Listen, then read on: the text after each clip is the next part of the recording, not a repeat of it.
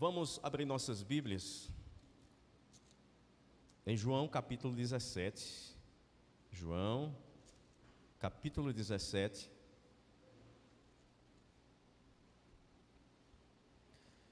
Nós vamos fazer uma leitura a partir do versículo 20, tá?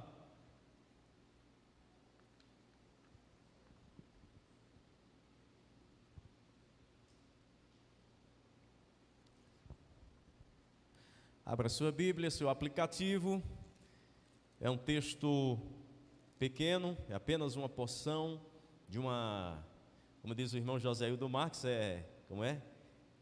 É uma gota, é um chuvisco aqui. Um chuvisco da palavra. Diz assim a palavra de Deus: minha oração não é apenas por eles, rogo também por aqueles que crerão em mim por meio da mensagem deles, para que todos sejam um, Pai, como tu estás em mim e eu em ti. Aí continua, que eles também estejam em nós, para que o mundo creia que tu me enviaste. Dê-lhes a glória que me deste, para que eles sejam um, assim como nós somos um. Eu neles e tu em mim, que eles sejam levados à plena unidade, para que o mundo que saiba que tu me enviaste e o amaste como igualmente me amaste. Pai, quero que os que me deste estejam comigo onde eu estou e vejam a minha glória, a glória que me deste porque me amaste antes da criação do mundo. Pai justo, embora o mundo não te conheça, eu te conheço, e estes sabem que me enviaste. Eu fiz conhecer o teu nome e continuarei a fazê-lo, a fim de que o amor que tens por mim esteja neles e eu neles esteja. Amém? Curve sua cabeça, vamos orar. Mantenha a sua Bíblia aberta. Louvado seja o Senhor. Senhor, nosso Deus, nosso Pai, queremos mais uma vez te agradecer por tudo aquilo que já vivenciamos aqui, pelos louvores que entoamos, e a nossa expectativa é que o Senhor tenha recebido o nosso louvor, a nossa adoração, e desejamos que o Senhor fale conosco através desta palavra. Espírito Santo, conduz tudo aquilo que for falado, me ajude na aplicação desta palavra à nossa realidade, enquanto igreja do Senhor, como agência propagadora da Tua palavra. Nós oramos e te agradecemos em nome de Jesus, e a igreja diz amém. Glória a Deus. Fazer a pose aqui para a foto.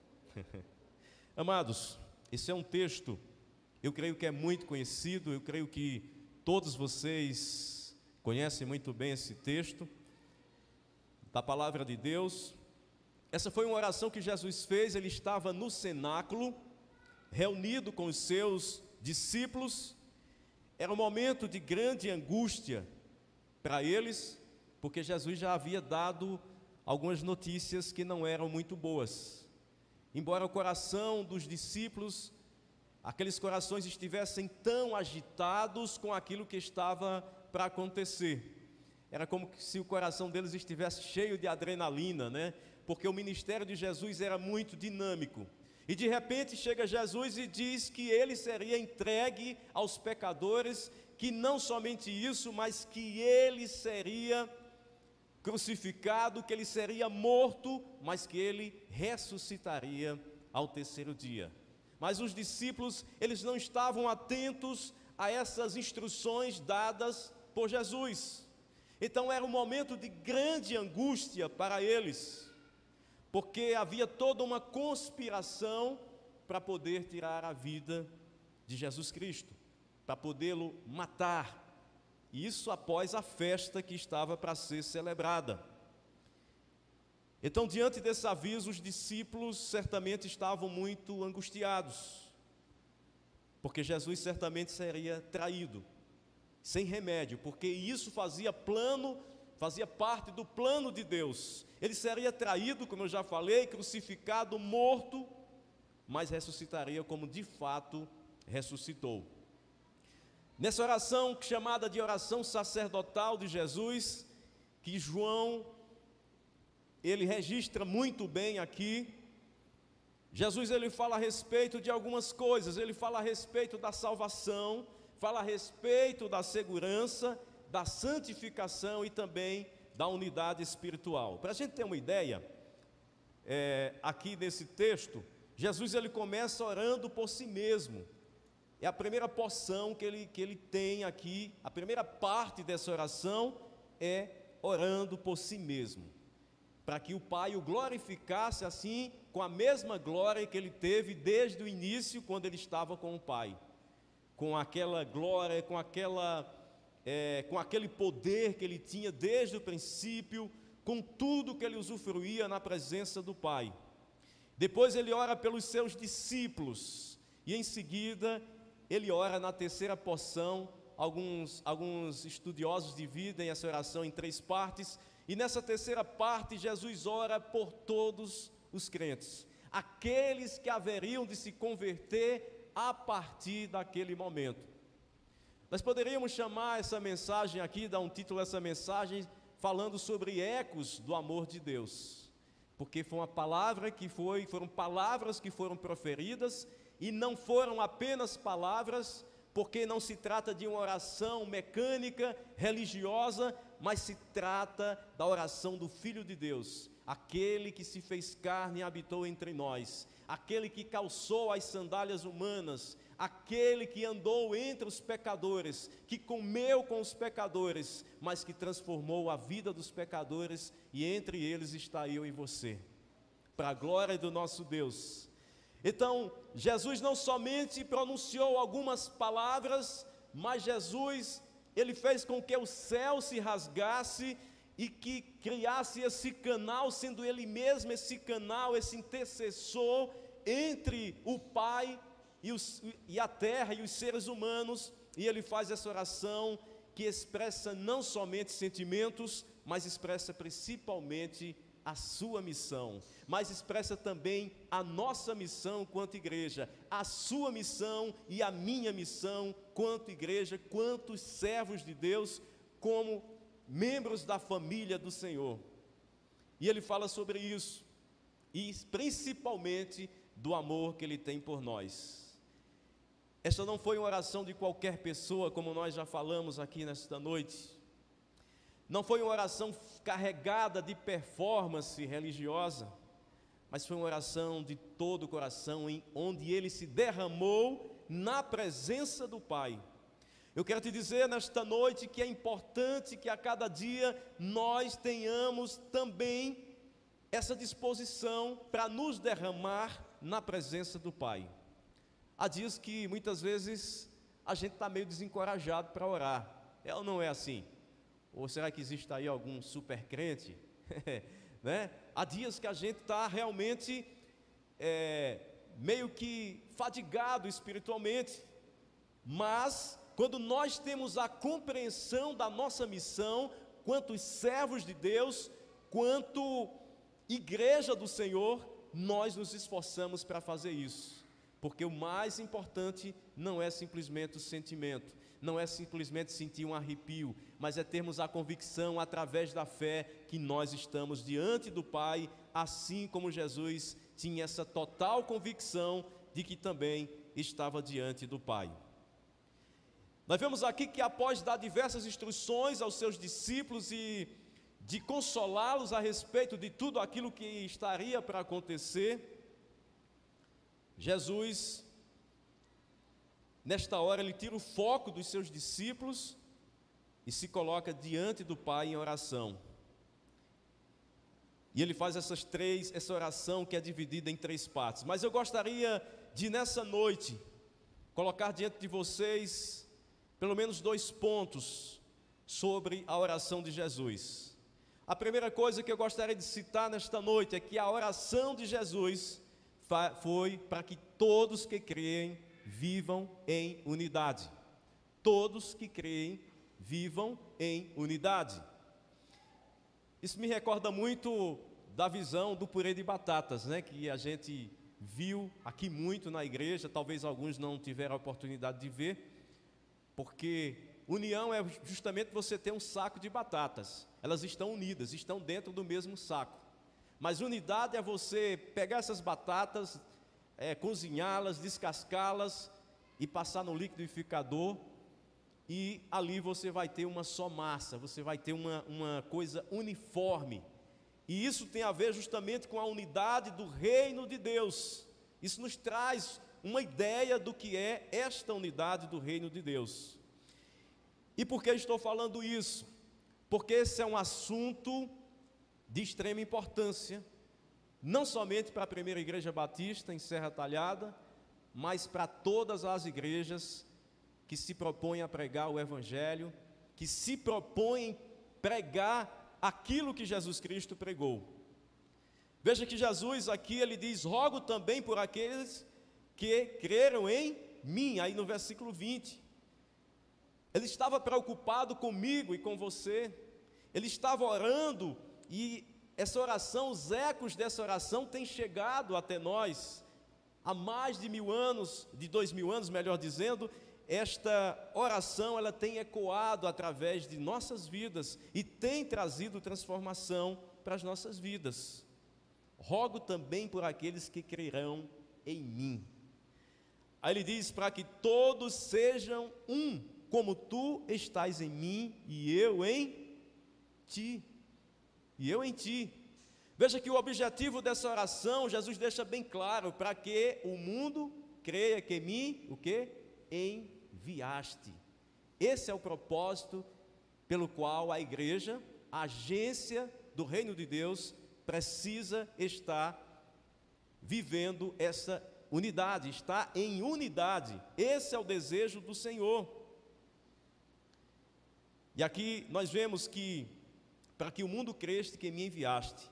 A palavra de Deus diz que o quê? Que a fé vem pelo ouvir e ouvir a palavra de Deus.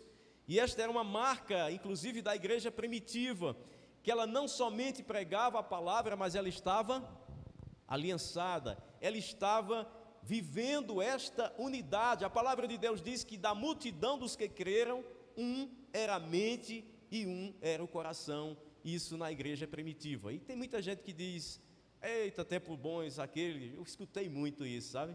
Tempo bom era aquele da igreja primitiva. Eita, diferente demais. As pessoas muitas vezes falam isso. Graças a Deus que a gente não ouve isso aqui mais, né? A gente tem vivido um pouquinho disso já, mas a gente não escuta mais isso. Eu louvo a Deus por isso. Eu cheguei aqui em 2005, isso mesmo, 2005, e eu escutei muito isso. Mas louvo a Deus porque não mais ouço isso, porque a igreja, ela tem caminhado nessa direção para que se viva aquilo que é o princípio, que são princípios da palavra do nosso Deus.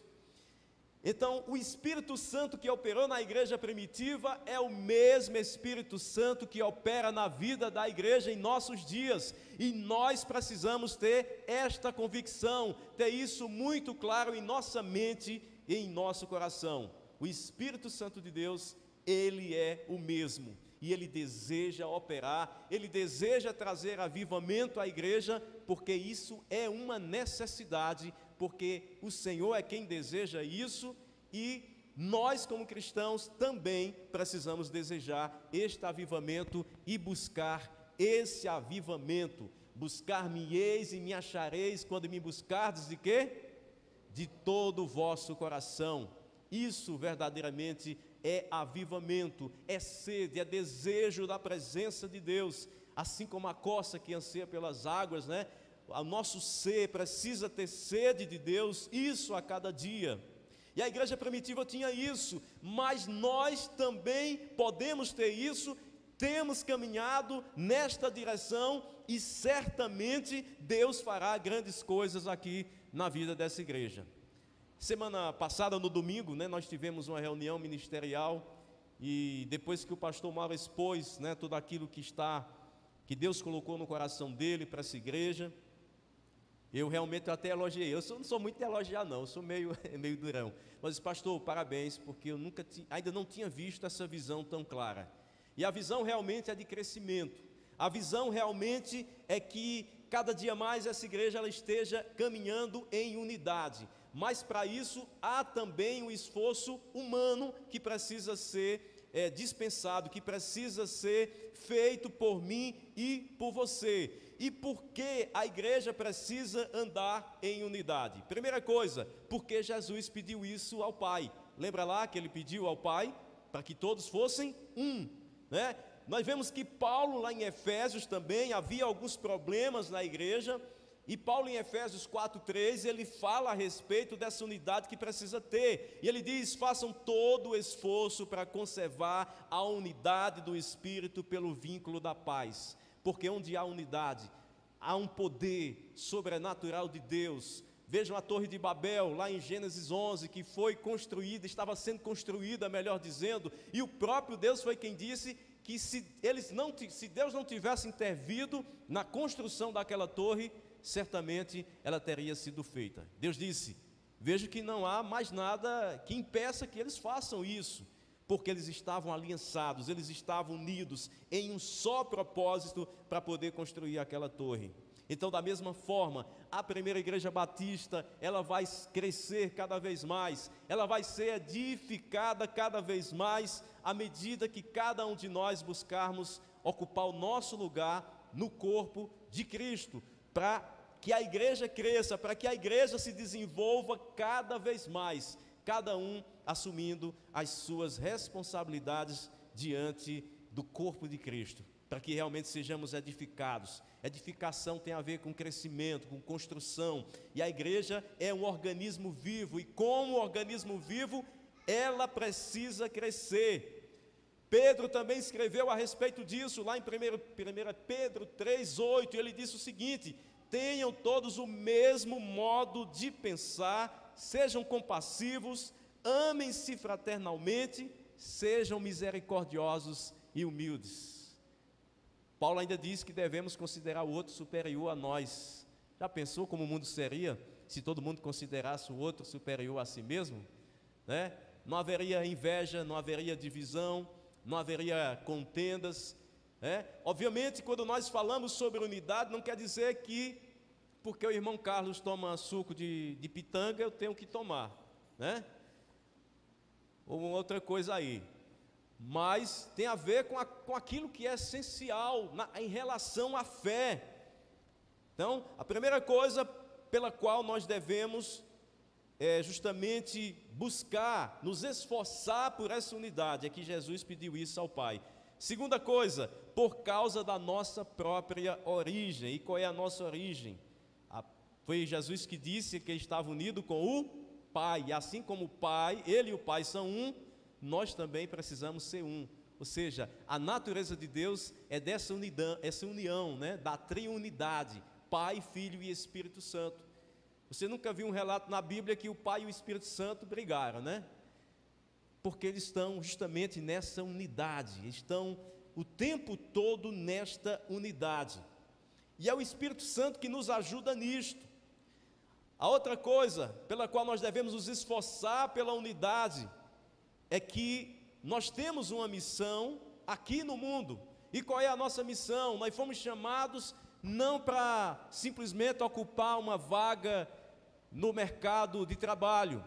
Nós não fomos chamados simplesmente para exercer uma profissão, mas nós fomos chamados principalmente para exercer nossa missão no mundo, a fim de que todos sejam um. Cada pessoa que se converte ao Evangelho, cada pessoa que aceita a mensagem de Cristo e se rende a Ele, tem Ele como Senhor e Salvador da sua vida, esta pessoa, ela passa a fazer parte do corpo de Cristo e ela é unida ao corpo, porque o nosso espírito forma um só espírito com o Espírito de Deus. Foi Paulo que falou isso.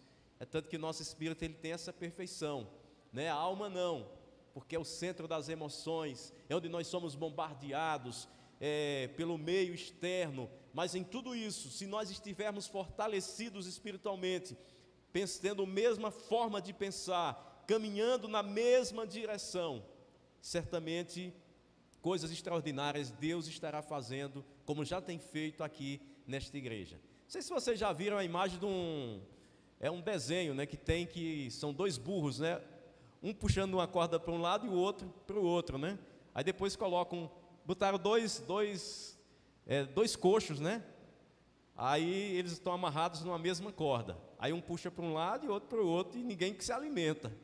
mas aí depois colocam um coxo, né, só, e eles juntos ali se alimentam, porque chegaram a um acordo.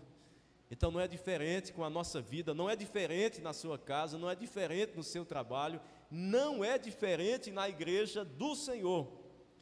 Então, amados, a segunda coisa dessa oração de Jesus, além dele falar dessa unidade, para que nós venhamos a viver em unidade, a segunda coisa é que ele fez essa oração com o propósito que nós estejamos eternamente com ele. E ele fala justamente aí no versículo 24, quando ele diz aqui o seguinte,